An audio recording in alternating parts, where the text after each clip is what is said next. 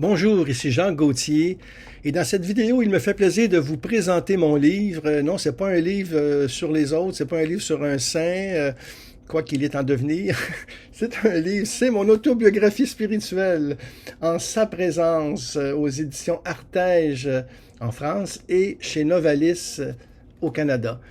Alors, c'est le livre de ma vie, 338 pages avec des photos à l'intérieur. On- les chapitres sont assez courts. Et ça donne le survol d'une vie qui est imparfaite, bien sûr, comme toute vie, avec ses blessures, ses joies.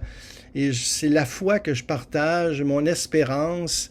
Et je vous raconte mon parcours de vie, en fin de compte, en toute simplicité. En fin de compte, c'est le long compagnonnage de Dieu dans ma vie. Et c'est ça que je raconte dans ce livre-là au fil des saisons. Hein. Et c'est toute une époque que je déroule et son existence, car je suis né le 4 décembre 1951.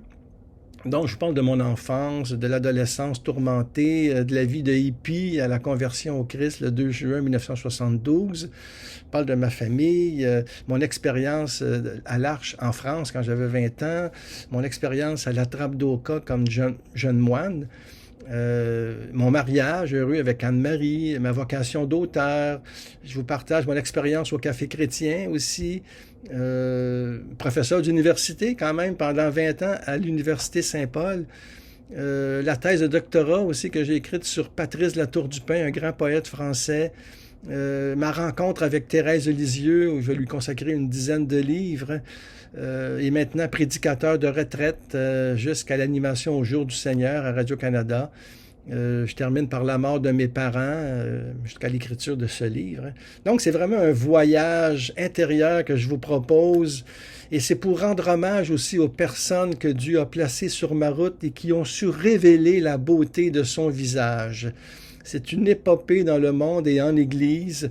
Et les mots que je choisis sont vraiment en poète parce que j'ai écrit une vingtaine de recueils de poèmes et la poésie, pour moi, c'est ce qui atteint aussi en nous cette soif, je dirais, de foi et d'espérance.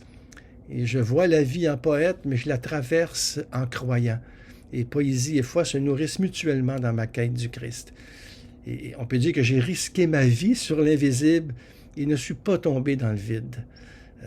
Et à la fin, je crois que je franchirai le fil d'arrivée en dansant, car je sais que je suis attendu, aimé, un peu comme le fils de l'enfant prodigue. Hein. Alors c'est ça, c'est le livre ici en sa présence aux éditions Artege et chez Novalis au Canada. Alors, je vous souhaite une très bonne lecture, ce livre de ma vie. Merci.